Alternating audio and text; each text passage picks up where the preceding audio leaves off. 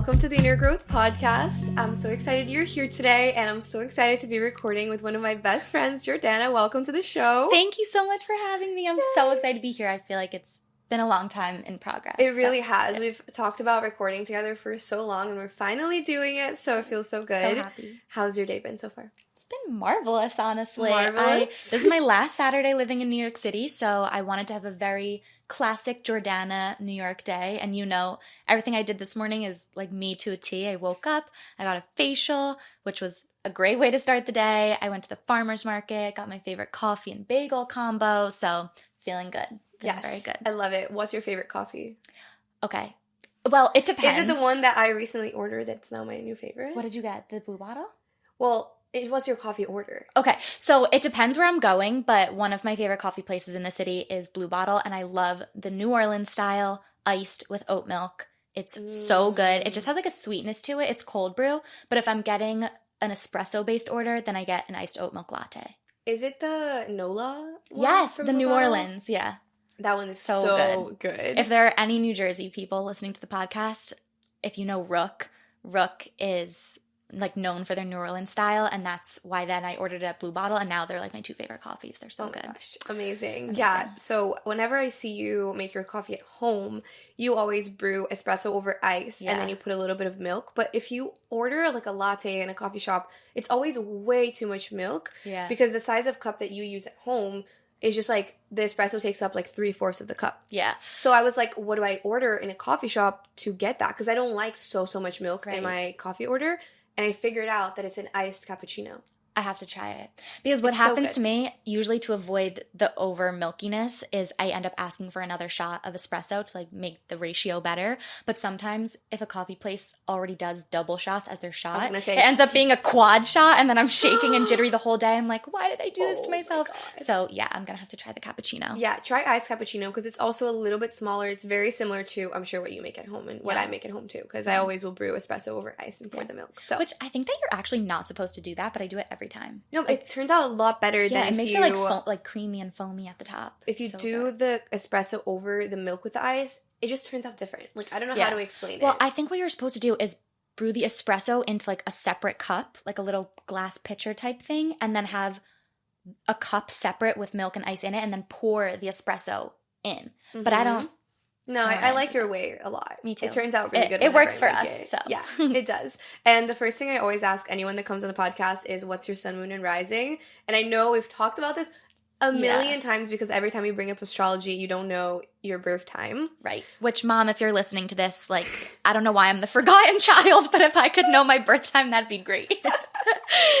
Yes, that would be great. But we can actually see your entire chart except for your rising. So I won't know, like, which house your sun is in or anything like that, but we can know everything else, like your moon, Mercury, Venus. And will you explain what those things mean? Yes. Okay, so let's pull it up because we already have it queued up on astro.com, and I'm going to get a live reaction now. You'll tell me if it's accurate. I'm excited. Okay, so you are a Gemini. We already knew that. Yes. Because you have the same birthday as Pedro. So Gemini Queen, and then you have a Sagittarius moon. Okay. So you were born in a full moon. Okay. If you didn't know that. Interesting. Gemini Mercury, Taurus Venus, Gemini Mars, and then outer planets, you have a Jupiter in Pisces and a Saturn in Taurus. But that's not like as significant. The Mercury, Moon, Venus, Mars, and Sun is probably the most important. So I knew you had to have something in Taurus because I feel like anyone who has Taurus placements, and I was talking to Mia Miller about this recently on the podcast too. Anyone with Taurus placements, when they like something, they're going to get that thing over and over and over. I mean, how many days of my life have I had an oatmeal bowl in a row now? It's like, probably I know 10. what to expect from your stories every morning. It's going to be the same little oat milk, like coffee drink, and then your oats with the yogurt and the berries and the nut butter on top. Like, when I love something, I do not let it go. Like, you will see that I am so passionate about it. And like, that's just like Taurus energy. And I'm the same way. It's like when I like something, I'm gonna get it over and over and over, whether it's like I go through a phase and I'm like in a yogurt bowl phase now, and you can expect a yogurt bowl from me like most days of the week, or whenever I go to a coffee shop, like I'll always order the same thing. Or for example, my favorite restaurant in all of New York is Jack's Wife Frida. That's where Jack and I had our first date. Really? Yeah. Oh my gosh. And every time I go, I get the same thing, which is the Maya's bowl. So Pedro always makes fun of me because he loves trying new things. And a lot of Gemini energy is like liking diversity and liking like trying new coffee shops, trying new restaurants, exploring your neighborhood. And a lot of Gemini energy is that. It's like your local environment. It's like, how do you create community in your local environment with your neighbors, with your siblings, with your like local area? Like, how do you have a local favorite? Things like that. And like, I feel like that's you. It's like you have your little routine, going to the farmer's market, like making your neighborhood feel super like warm and homey, which I love. And then the Sagittarius moon is where I get the fieriness from you. I think you also have a fire rising sign, but I could also see you having like a Virgo rising or something, or like a Libra rising. So I have no idea. We'll have to find out eventually. I will follow up with my birth time eventually. You will get it out of me, or I'll get it out of my mom. But then also, you basically have your Mercury, your Sun, and your Mars all in Gemini, and they're all basically like grouped together. So it's like you have a lot of Gemini energy. And like that's why on your TikTok, like your talking videos do so well. And because you have the Mars there, Mars is like action and passion. So it's like you feel really passionate when you're talking and expressing yourself. But then also it's like both the Sagittarius aspect of you and then the Mars being conjunct your Sun is like you like working out, moving your body, like doing stuff, like being in kind of like a dynamic being in motion. Yeah, exactly. And then how do you feel about like travel, exploring? Because that's the Sagittarius side, but since it's like opposite your Sun and you have more stuff in Gemini than you do in Sagittarius, I wonder if like that would feel like a conflict between so I your have internal mixed world. Emotions about travel. There are some people who travel is their priority. Like they would rather spend money on a big trip than like a big purse. I love travel when I'm there and I desire to travel, but I'm not like, oh, I have these 10 bucket list places that I need to go before I have kids, or like I dream of traveling to this place. Like if I get invited on vacation or a trip, 1,000% I'm going. Like I have no problem traveling. I love it once I do it, but it's not high on my list of priorities. However, I will say I think that comes from a place of a lot of privilege for me because I did a decent amount of traveling with my family as a kid. So I'm not like, oh, I guess that's the moon. Does I'm like, I haven't seen. My mom does not like travel. No. My dad loves to travel. Okay. But it just doesn't feel like, I'm not like, oh, I need to get out and see the world, because I've done a decent amount of traveling. It's not like I've never left the United States or have never left New Jersey or New York. Like I've done a decent amount of traveling. So I don't feel that. Like urge. Like pull to do more of it. But that doesn't mean I don't want to do it. For sure. Because Gemini energy is like exploring your local environment, like having a routine and being like very routine. And Sagittarius energy is exploring like faraway places, like very different cultures. And you've had those experiences, but it's like you have definitely more Gemini energy. So I feel like that would pull you more towards just like feeling really at home where you are living and like being really rooted. And I'm a homebody. And like whether I'm home in New Jersey at my parents' house or home in New York, like I love going to all my local spots, and I will do that as much as I possibly can. And I love exploring and finding new local spots. Like I can't wait to move to Hoboken and explore Hoboken and find my new spots. But once I find those spots, like I want to always go to them. Yeah. So yeah, that's like the combination between your Gemini and the Taurus. It's like you like exploring and you'll discover all these like fun, awesome places near you. Yeah. But then once you find the favorite, it's like the Taurus energy will predominate. It's like with 7 grams cookies. I'm like, they will always be my cookies. Like yeah, and I feel like that's also the Taurus energy is like the comfort and like the Venus and Taurus energy like kind of playing out. I feel like it's like cookie coffee time. Like it's your thing. Oh my God, love it. So let's talk about cookie coffee time. Okay. Can you tell me like the first time you ever did a cookie coffee time and also like what it represents to you? Okay. I cannot remember the first time I did a cookie coffee time because it probably was not intentional the first time I ever did it. It kind of became more of an intention after incorporating it. But I always say cookie coffee time originated from a multitude of places. Like it kind of has various backgrounds. For anyone who doesn't know what cookie coffee time is, it's a tradition that I think my mom originally started, and she wasn't doing it with the same intention that I now do it, but it's basically just your midday treat for yourself. as the name suggests, I always love to have a chocolate chip cookie with an iced coffee, and that's why I called it cookie coffee time.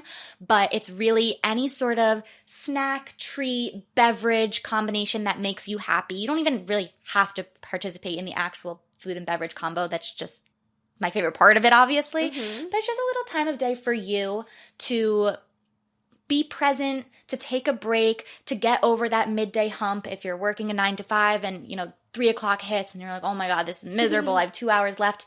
Cookie coffee time will save you. It will empower you to get through the rest of the day. But I think when I really started incorporating the practice, it was coming from a place of facing my fear foods and realizing that you can eat a cookie in the middle of the day on a Tuesday and your world is not going to come crashing down, which sounds, or it could sound silly to a lot of people if they have not struggled with any sort of disordered eating. But some people have fear foods and some people have fears surrounding food. And I would say for me, I was never scared of cookies. Like I could eat a cookie and not feel guilty about it, or not necessarily not feel guilty about it, but I didn't think anything bad was going to happen if I ate a cookie. What I did have fears around was breaking my rules, which were not eating that cookie on a weekday when I felt I haven't quote unquote earned it, and eating it in the middle of the day rather than when a standard quote unquote dessert time would be after dinner at night.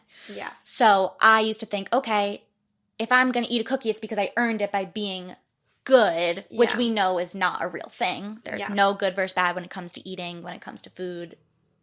So that having it midday and any day was like a really big deal for me. And as I started facing the fear surrounding the food more and more, it became more intentional. And eventually I broke that rule for good. And, that's a very empowering feeling. Yeah. So I feel like it takes practice. Like when you're working through fears that you have around certain foods, it has to be like a repeated thing. Like it's not just once you're going to eat a bagel and you're never going to be afraid of bagels anymore or whatever. It's like exposure therapy. You do it over and over and over again. Exactly. Until it becomes less scary. Exactly. And I feel like in my own journey too, like even the thought of like eating a cookie in the afternoon for me, it's like I never will like go in that direction. Right. And I think maybe there is an underlying fear around it. It's like, I should have fruit right now. It's like 3 o'clock. Yeah, it's like, I think for me, it's kind of the same thing as it was for you, where usually if I'm having something desserty, it'll be after a meal or on the weekend or something like that. But I love the concept of a cookie coffee time, and I feel like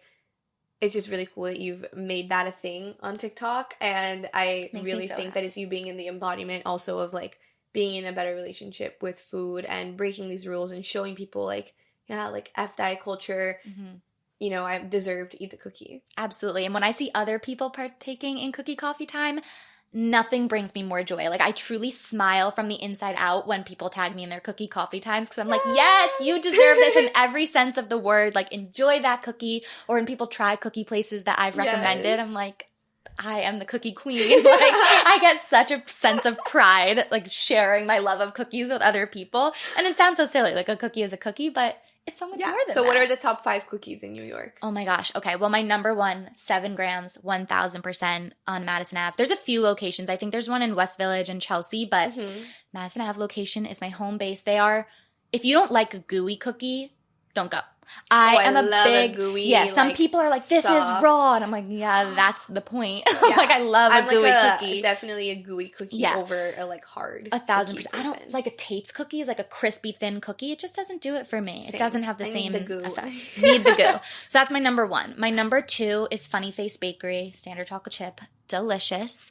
Number 3, I think, is the Maman chocolate chip. It has macadamia nuts in it, and it was listed on Oprah's favorite things. Number 4, I think, is Daily Provisions. It has some caramel in it. And then number 5 is hard to say. I'll give a few different options.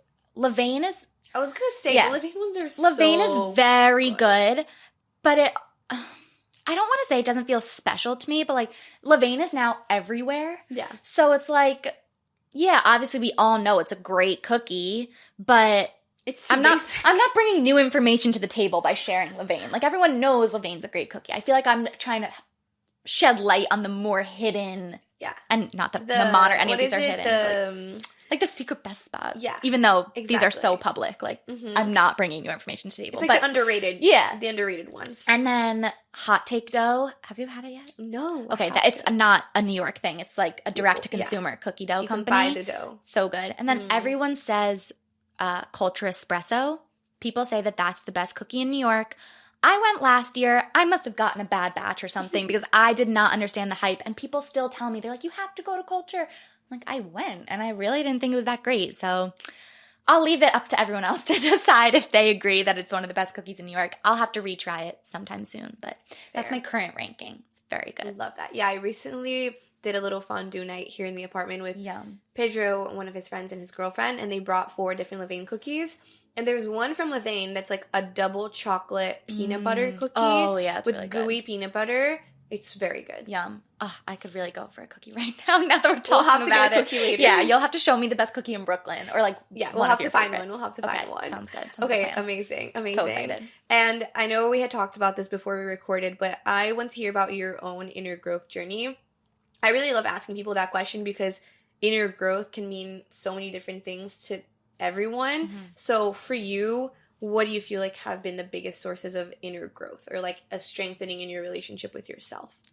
I think something big that I've worked on recently, and I don't know if I've shared too much about this because I feel like a lot of my content is rooted in healing my relationship with food. Healing my tendency to people please has been huge for me over the last few years. I have always been a huge people pleaser because, which I have shared about, both of my sisters also struggled with disordered eating in a more severe sense than I did because theirs was on the more restrictive end.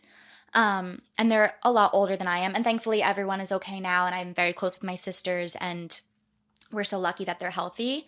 But growing up, when I was younger and they were older and they were struggling, and I was put under a lot of pressure to like save my parents. To be like, oh, you're so good. Like, what would we do without you? What would we do without you when like your sisters are struggling? Thank God we have you. Thank God you're so easy. Thank God like you have no problems. Thank God your mental health is perfect.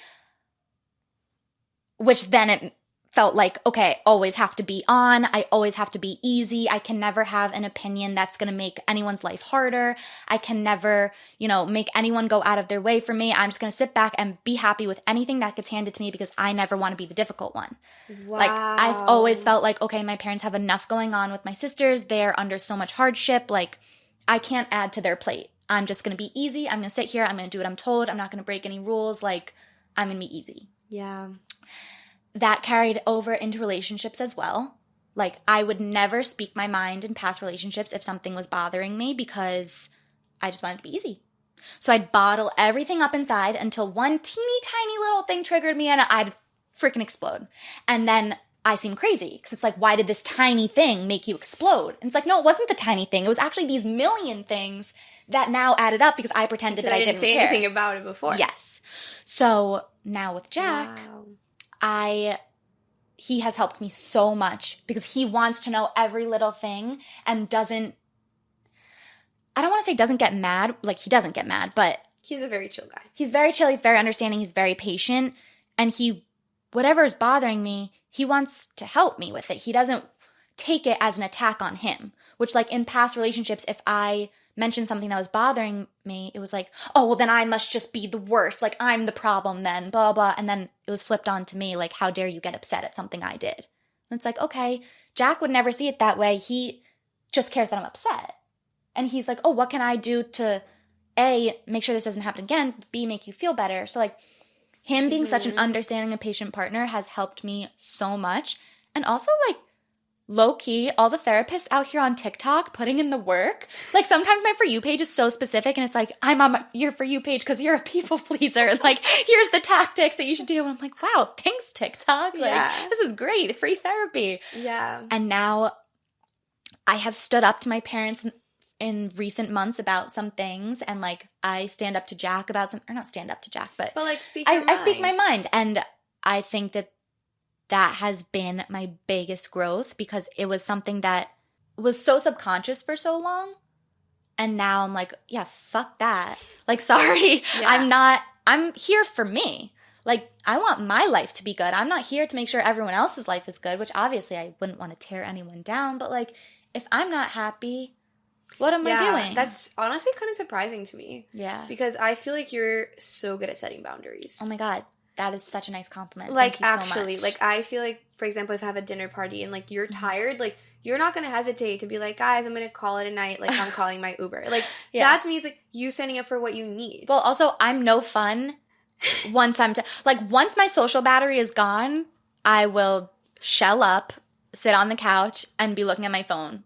Mm-hmm. Like, I'm just like, no one wants that, you know? No one wants, like, a party pooper sitting on the couch on their phone. Like, I'd rather leave on a great note, go home, get in bed, get my sleep, then everyone's like, why is Jordana in the corner being a party pooper? You know? Yesterday we went out to ice cream after dinner, and Jordana was just, like, quiet out of nowhere. Oh, my God. And I instinctively, I feel like because I'm an older sister, like, my instinct is, like, make sure everyone's okay, everyone's happy. Like, I don't want everyone to feel like they're not having a good time. No, So I was, like, worried. I was like, oh, my gosh, something's wrong. happened. It's like, no, I just need my 9 hours. Yeah, it's just, like, I'm just my sleepy, bedtime. need a dessert. Like, I'm waiting in line for too long, and I'm overheating. I will say, though, once the gelato came, I was revived. It was a long line, to be fair, and it was hot. And also, when I'm hot, if I'm sticky and humid and, you know, under boob sweat, like, it's time to go. Yeah, it's real. But yeah, I feel like I would never expect that you had struggled with these things because I do feel like you are good at setting those boundaries. And, like, if you were still falling to that people pleasing, you would just stay and, like, be in the corner on your phone kind of upset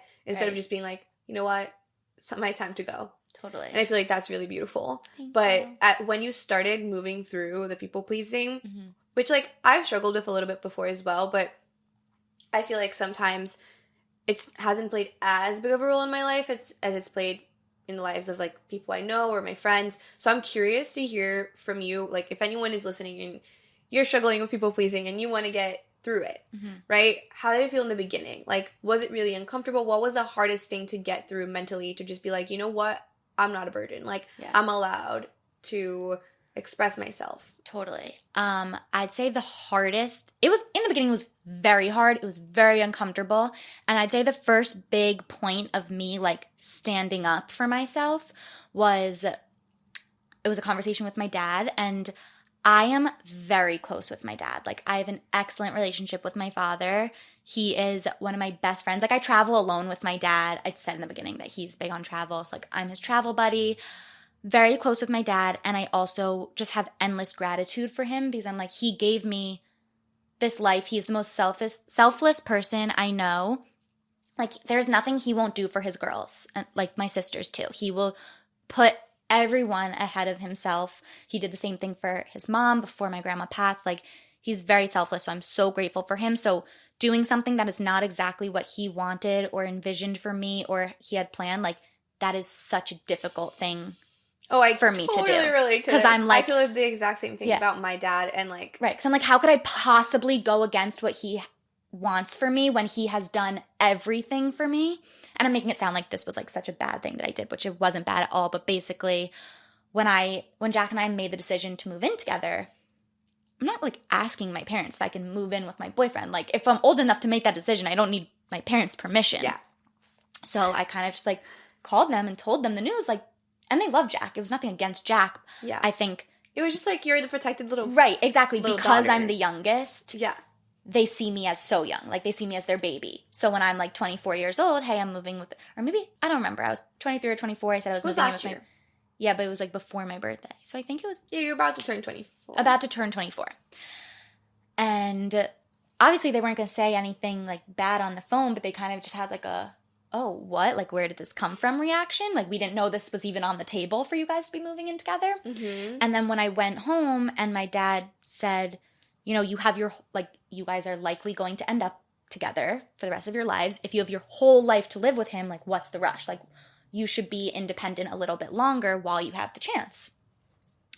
And I basically sat him down and said, I have never not taken your advice. Like, I have never gone actively against what you've said. I always believe that you have a reason for everything, that you have, like, a whole life's worth of wisdom, and I always trust that you want what's best for me. But this is my decision ultimately, and, like, I've thought it through, and, like, I gave him this whole speech, and as I'm giving him this speech, tears are streaming down my face. I'm like sobbing as I'm giving him this speech, but I'm like, I have to get through it because if I don't, I will never, like, I can't be 30 years old still worrying about what my parents want. Like, even though obviously I want to respect their opinions and ideas and advice, I need to be an adult. Like, I need to make decisions for myself. So I had to get through this speech that I had, like, well thought out. But the whole time I was, like, in pain getting the words out because it was literally the first time I'd ever stood up for what I wanted. Crying, sobbing. And my dad, of course, was, like, teary-eyed, like, could see that I was actively, like, working through something. And everything's great now. We've been living together for over a year. We're moving into a new place together. My parents love Jack. Like, it was nothing against him. It was more so just, like... Instead of you just being like, okay, Dad, you're right. Yeah, like, oh, maybe we are moving too fast. Like, I'll cancel the move. Like... Yeah, I feel like what it could turn into otherwise is you questioning your own self. Right. And questioning the reality of, like, how strongly you feel about things, right? And just kind of putting that to the side because your parents are always right. And also, our parents are wise. Like, they know a lot. They've lived through more than us. Like, our parents have lived experience. And I feel the same way about my parents. Like, I know whenever they're giving me advice, like, they're coming from a place of, like, we love you. And like, we want what's best for you. But also, like, even though I'm not the youngest, I'm actually the oldest daughter, I feel like sometimes the same thing happens. Like, the middle child kind of escapes this, but the oldest daughter and the youngest daughter, it's kind of like, oh, you're still my little girl. Totally. Like, for the oldest, it's because you're the first one. For the youngest, it's because you're the last one. But it's kind of like an overprotection. And it comes out of love, but you have to stand up to your parents as you mature and as you become an adult woman and just be like, I hear you, but I don't have to agree with you. Definitely. And doing it out of a place of respect and not, like, defiance. Yeah. It's not like, oh, I'm moving in with him because you said not to. It's like, I hear you, I respect you, but I'm actively making this choice. I've thought through all of the potential consequences, and, like, if anything bad were to happen, like, I'm prepared to deal with the consequences of my actions. And, like, I've thought through every scenario, and in every world, this is the action I want to take. Exactly. So, that was like, really feeling hard. confident in your choice. Definitely. Yeah. Exactly. And do you feel like the people-pleasing ever kind of translates into work or, like, career things? Yeah, definitely. I mean, yes and no. If we're being honest, on the one hand, at work, it comes through when anyone asks me to take something on, I say yes. Like, I bite off more than I could chew. I overextend myself because in my head, I'm like, what am I going to do? Say no to my boss? Like, say no to the person signing my paychecks? Like, no, I'm going to say yes. But I've never been that student or employee that's like, I have to get an A. I have to do the best work possible. That's where the flip side comes in. Like, I am not a perfectionist in that way. I've always just kind of been like, I do my best, and if that's not good enough, sucks. Like, I think because of the way I felt at home, I, like, couldn't have it in every area of my life, you know? And I felt it more in your family then. You have to be perfect. And, like, relationships. To, like, hold things together. Yeah. And... so interesting. Yeah, I guess for me it's the flip side. Really? Yeah. But I was never a bad student. Like, I did get A's and B's, and, like, I was a good student, but if I didn't get a perfect grade, I wasn't devastated.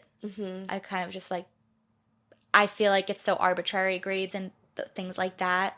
I'm like, I know that this isn't an accurate measure of my intelligence, so I don't care. Yeah. That's always how I felt. Yeah, which is actually, like, a really good perspective to have. I mean, for me, it was always very intense. Like, I was always that student that's, like, my sisters with the study guides and, like, in the library grinding and, like, the one raising her hand and, like, leading everyone in the group project and getting couldn't an be A, me. And, like, could not be me. Like, that was me to a T. So funny. Yeah. And in terms of, like, growth, I know you said that's been, like, a big thing for your last, like, year and a half. So, like, let's say since the beginning of 2022 until now. Is there anything else that you feel like has been an area of growth or just something that you're currently working through that's been something you've been thinking about or just something that has pushed you to, like, evolve? Definitely. I mean, right now, I feel like it's very easy for me in retrospect to know things that I'm growing about. But in the present, I'm like, what am I working on right now? Like, actively, I'm not sure, but I'm sure if in 6 months I come back, I'd be like, oh, that phase I was really working on. That is so true. I guess for you right now, a big thing is moving. Yeah, I'm so preoccupied with the move. Like, that's all I can think about. And that maybe I am working on that a little bit because I don't know if I already said that I'm moving to Hoboken, but previously I had such a stigma of like moving to Hoboken versus New York City. Yeah. And I think just like letting go of what anyone thinks, and like including my dad, because the last time my parents were in Hoboken was like 30 years ago. Hoboken was really not anything. Yeah. And so much has changed. And I'm like, oh my God, it's so me. Like even before Jack was the one who was pushing for Hoboken and I hadn't been. Mm-hmm. And when we went, I was like, wow, I love it here. Like it's so much more me than the city. And I'm not bashing the city at all, but it's very hustle and bustle. It's busy. It's crowded. Like the city or it's Hoboken? fast paced. The city. Oh, yeah. And when I got to Hoboken, I felt like I could breathe. It was like slower paced, less crowded, more neighborhoody and like cutesy. So I'm Which really I excited. feel very similarly to you in that way, because I yeah. feel like Brooklyn kind of gives me that vibe as well. Yeah. And New York's going to be great to come into, but it's nice that it won't be my home base for someone like me that like prefers a little bit slower pace. So I guess that was something that I was working on, was not caring what other people thought. And then previously, which I was thinking about it this morning, it was like 8 years ago now, which is wild. But the Daily Schvitz all started with like healing my relationship with food and overcoming binge eating disorder and binging and purging. So I wouldn't say that I'm still actively working on that. I feel like that has sort of, I don't want to say come to a close. 8 years is a long time. Yeah, and I can't believe it's been 8 years. For me, it's been 7. Yeah. Yeah, so which is crazy. a long time also. I'm so proud of us. Me too. Like, that's a really big deal. But that was something previously that I had grown a lot and from. I remember when I first followed you, which was in, I think, early 2021, you were still kind of posting about it and like sharing your journey, and you would write these long captions and kind of explain your brain and like what you were working through. And I feel like now being in the embodiment of it too, and just being like, yeah, like I've done the work and I kind of, faced that. Totally. And now being in this like new evolved version of you, like there's still triggers that come up, I'm sure, but I feel like being in that place where you're much more confident in your willpower and in your health decisions and in just like your mindset around things like food or binging or overdoing things. Yeah. It's really empowering. Definitely. It's hard though because my content was rooted in that category so deeply. I felt almost a duty to continue posting about it for all the followers that were there for that for longer than I really wanted to. Because once you're sort of out of it, or you feel like you're moving out of it, you don't want to keep talking about it. Right. I felt like continuing to post about it was bringing me back to a space that I was no longer in. And so I felt such an incongruence. Like, there was a while where I didn't post very much on Instagram because I didn't know what to post, because I didn't want to post about food, but I didn't want to not post about food and like abandon all the people that were there for that specifically. But like at a certain point, it just got exhausting because I was like, I don't want to be constantly thinking about this 24/7 when I don't need to be. Yeah. So it was a big struggle of like going back and forth. And eventually I was like, you know what? I'm not in this place. I'm not going to drag myself back to it. I don't need to be thinking about it. I don't need to be talking about it. It's not my identity. Like, That's exactly what I was going to say. Yeah. It's like the identity piece, because when you're identifying with something or like being a spokesperson for something, right, you always want to keep reinforcing that identity, and then sometimes you're keeping yourself stuck in like 1000% a middle part of the healing phase. Right. Could not have said it better if I tried.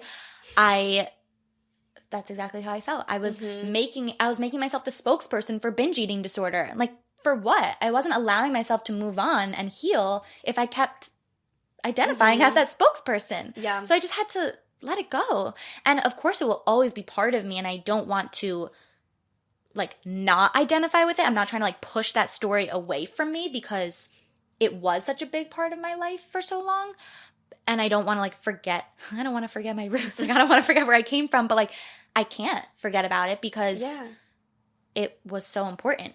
For sure. For your healing and your growth. Yeah. And do you feel like for you, the binging or like that experience overall of like struggling with that like 0 to 100 where you're like overeat and then you feel guilty and then you like, want to purge or like want to like relieve the guilt and just like the whole experience, do you feel like it came from like the restriction? Like, did it arise from like starting out from a restrictive place? And do you feel like observing your sisters impacted how that evolved for you? I do not put any blame on my sisters. Like, Not just like a blame. No, I know what just you like mean. Like, I was so young. Like, I was so young when they struggled. Like, I didn't even, when my oldest sister went to rehab, like, I didn't even understand why she was going. Like, I didn't even know what she was going for. Mm-hmm. I was so confused that all of a sudden she was just, like, gone. Like, I couldn't wrap my head around, like, what do you mean? Like, I see her eat, like. Yeah. And I think my parents were trying to shield me from it a little bit. So I don't think that it had anything to do with, like, mirroring their behavior, even subconsciously. Like, I don't think that. And I don't think it started from a place of restriction. Like, I can't pinpoint what, like, that initial binge, you know? Yeah. Like, what it stemmed from. But, of course, once the cycle starts, then it does have to do with the restriction. Like, I don't think it started from a restriction, but I just remember every night after I binged, I'd, like, go to bed that night, and I'd close my eyes, and I'd be like, tomorrow's a new day. I'm not going to binge. I'm going to be so good. I'm going to eat so healthy, and I'm going to be so proud of myself. And, like, I'm going to be great. So the next day, I'd start off. I'd have my Think Thin oatmeal cup for breakfast. I'd have, like, a protein bar and a hummus cup for lunch. I'd have, like, XYZ for dinner. And then post-dinner comes around, and I'm so hungry, stuffing my face. It wasn't even like I was actively hungry. It was more like an emotional hunger. Like, yeah. But I also feel like when you're not properly nourishing yourself throughout the day, like, physiologically, your body needs food. Of course. So there's also an element of course. that, I'm sure, it was underlying. For me, a big part of it was, like, textures. Like, I liked the feeling of eating. Like, I loved that, like, release, that, like, chewing, and, like, I don't even know, felt like the for me. emotion. Yeah. So and then once it was done and I blacked out and I was looking at, like, all the empty plates in front of me and, like, whatnot, I was like, what did I just do? Like, yeah. And then the guilt would set in, and I'd purge, and I'd restrict, and the cycle would start all over. And it was, like, so hard to break that cycle. And like, I get teary-eyed even thinking about the whole thing, about every night when I'd get so down on myself as if it was my fault. And, like, I couldn't understand why, if I was going to have problems with food, like, why couldn't it be the other way around where, like, I didn't eat? Like, I hate that I say that, because I remember you have told me this before. Yeah. It's a horrible thing to say, because obviously I would not wish a restrictive eating disorder on anyone, and it is so painful to go through and for people you love to go through. But, like, that's how dark of a place I was in, that I was wishing for that. Yeah. Like, that is so terrible to even And if you could look back and, like, tell your past self something, or, like, even someone listening who maybe has struggled with this or is currently, like, trying to heal from this, what do you feel like are the biggest things that have helped you move past it and, like, evolve and find more freedom and find more love and just let go of that cycle? Yeah. I think a big thing for me was, like, when I was in it, and also now looking back, I was like, this is not meant to be my life. Like, I am meant to be happy. I'm not meant to be miserable. Like, there's no way that I could be put on this earth to be miserable. Yeah. Why would that be the purpose of my life? Like, there's so much more to my life. It can't be this. And I just, like, kept telling myself that, like, this will not be my life. Like, I will not let this be my life. I can't be stuck in this cycle forever. I'm meant to be happy. I'm meant to have a full life. Why would I be here if I was not meant to have a full life? So that was a big thing for me. And then also, in terms of, like, actually the food aspect of it, this is what my mom always used to say, because my mom actually also struggled. It's like, and I didn't get it until I got it. So if someone is struggling, like, it might be hard to grasp also. But, like, the food will always be there. It's not going anywhere.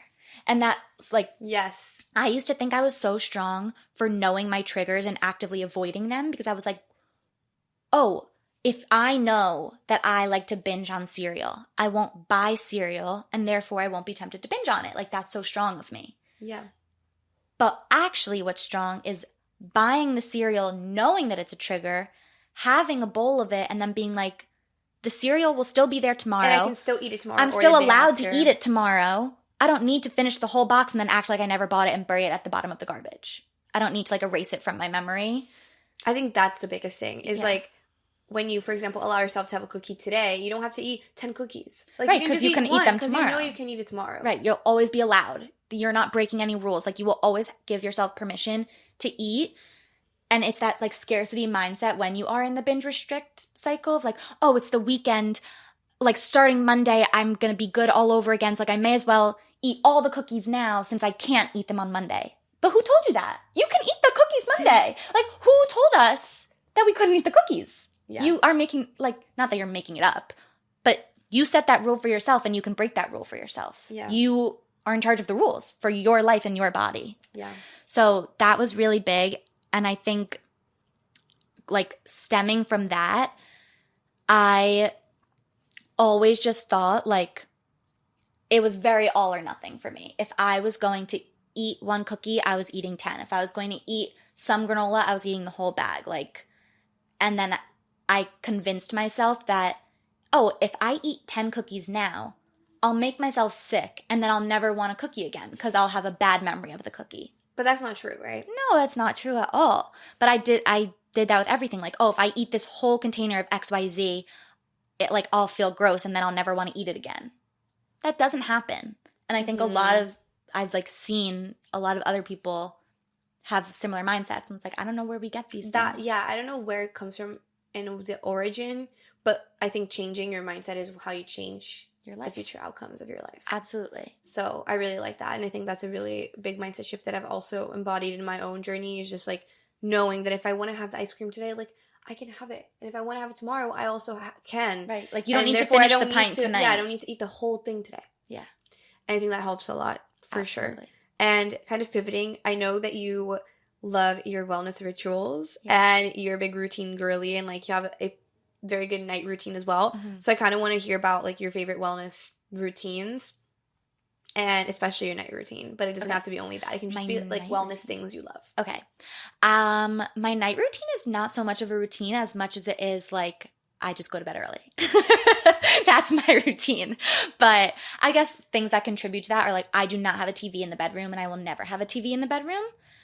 Once the light is out, I will not be on my phone ever. Mm-hmm. Like, and also, if I'm, like, in my sleep, like, for example, last night I got up to go to the bathroom, and when I got back, Jack was like, "Did I wake you?" And I ignored him. I was like, I'm not talking or opening my eyes, because if I do, I will be out of this sleep state. Like, go away. I'm going back to bed. I'm not answering you.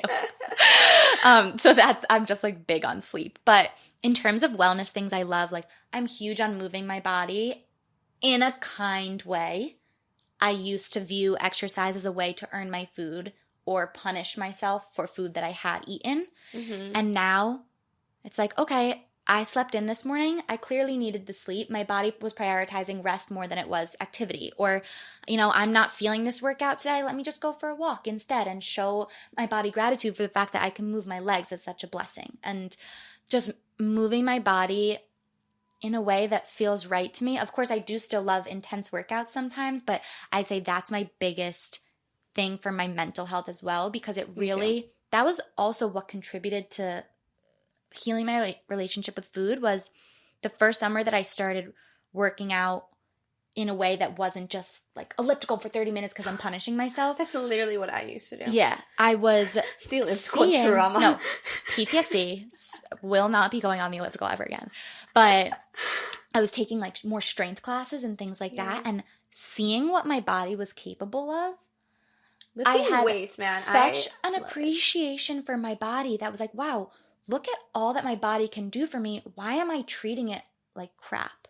Like, why am I being so mean to my body when it's given me so many blessings and, like, is so strong and is here for me every day? Your body shows up for you every day, and that's such a blessing. Yeah. So I think moving my body is just, like, my go-to, like, for my mental health more than anything. Mm-hmm. If I don't move my body, I'm grumpy. I'm grumpy, but I used to feel guilty or, like, have some sort of, you know, anxiety if I didn't move, because, oh, you didn't work out today, you're going to gain 10 pounds.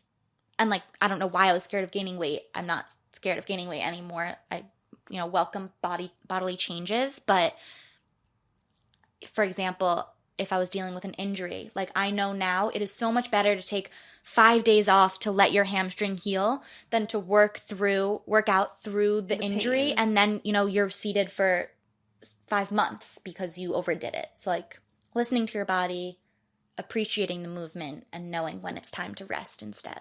It was big. I love that. Oh my gosh. I love it so much. And I want to do some rapid fire questions for us to close out the episode. Perfect. So let's jump into it. The first one is, do you have a quote or a mantra that you love or that you live by? Or a quote that you would just come back to? This is a quote that my grandpa always said, which is, you plan and God laughs. So, which is kind of like, you think all of these things are going to happen, and it's like, I've got something bigger for you. Like, or, everything, I don't like the saying everything happens for a reason, because I don't fully believe some things. But in a lighter sense, like, everything happens for a reason. So, yeah. Yeah, I feel like how I see that quote too is just like, don't try to overplan your life. Like, don't try to be always in control, and like learn to also flow. There will never with be a right time or a wrong time. Whatever time it happens is the time. Yeah. Like, for whatever your life path is, whatever you choose, nothing is ever the wrong decision, because it can't be. It's your life. Like, this was the path that happened. So it must have been for a reason. For sure. I like that a lot. Yeah. And do you have any books that you love? Oh my gosh, so I just finished Happy Place. Did you also read literally, that? like, I told you, like, so once, good. I have not read a single book after. Oh my gosh. Because that book was so good. Now I'm reading 28 Summers by Ellen Hildebrand, which is also it? good. I love Ellen Hildebrand. She's great. I'll have she to has read a that lot one, of, I like, just, beachy reads. I just, like, haven't been able to get into any books. No, Happy Place was Place. amazing. Loved it. So good. Any other ones? November 9 was really good by Colleen Hoover. I like that one too. I'm trying to think of some others. Oh, The Love Hypothesis was really cute. Wait, do you like that one? I think I have it downloaded on really my cute. Kindle. Also, Josh and Hazel's Guide to Not Dating was really cute. Oh, that girl. Shoot, there's one that's like something in December. That day in December. Mm-hmm. So good, so good. Read that. Okay. Everyone read that. It was a great book. Amazing. I love a like romance, beachy. My mom and I, or my mom, my cousins, my sisters and I, we call them fluffy books. Yeah, I love fluffy books. We love fluffy. They're the best. They're the best. Yeah, the most fun. And what makes you feel like your higher self, like your best self? Like a specific action or anything. Okay, like my dream day.